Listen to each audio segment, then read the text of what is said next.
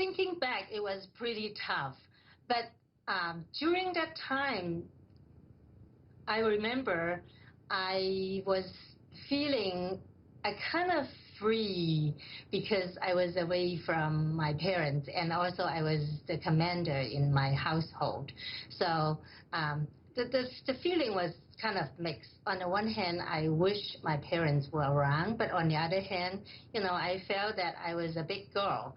At that time, my brother was 9 and my sister was 5. The three of us, doing things kind of fun. And also my household, my house, 6 families are moving in with a lot of children. So it's not like we are orphans. We had company. During the Cultural Revolution, you were young, you were on your own, you were vulnerable, and I can only guess that you were also quite impressionable at that age. Did you believe in the values of the Cultural Revolution? Did you believe that it would actually help bring about a more equitable society? Well, at that time, I was too young to understand anything. But since it's Mao's calling, and also we saw so many, big brothers and sisters, those red guards, so we were looking up to them. And then we tend to believe that they are doing the right thing, and they are trying to, change the world for the better. And not until when I saw my parents were called up for public humiliation, and then when they have to be forced to wear those tall paper hat, and then have the big ball hanging around their necks with their name on as anti-revolutionaries and capitalist voters. Not until then that I had any doubt that what people were doing was right.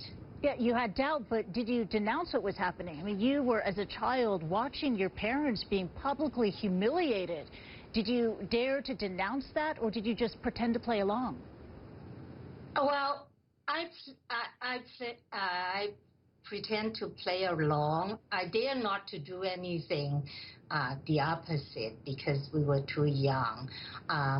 And then also, we were excluded.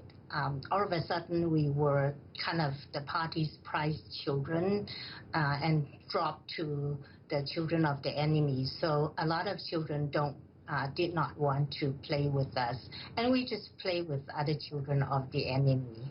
So we were trying to avoid trouble. During the Cultural Revolution, you expressed that there was a sense of freedom you had as a child, but there was also, chaos as well. There was no education. The Chinese universities were closed. Books were burned. So what did you do for your education? Well, we didn't do much, but at that time, we were just playing. And so we had a lot of fun playing on the streets. I did have some books at home, and I had, the Red Guards didn't take away our turntable. So we have a turntable with all these records.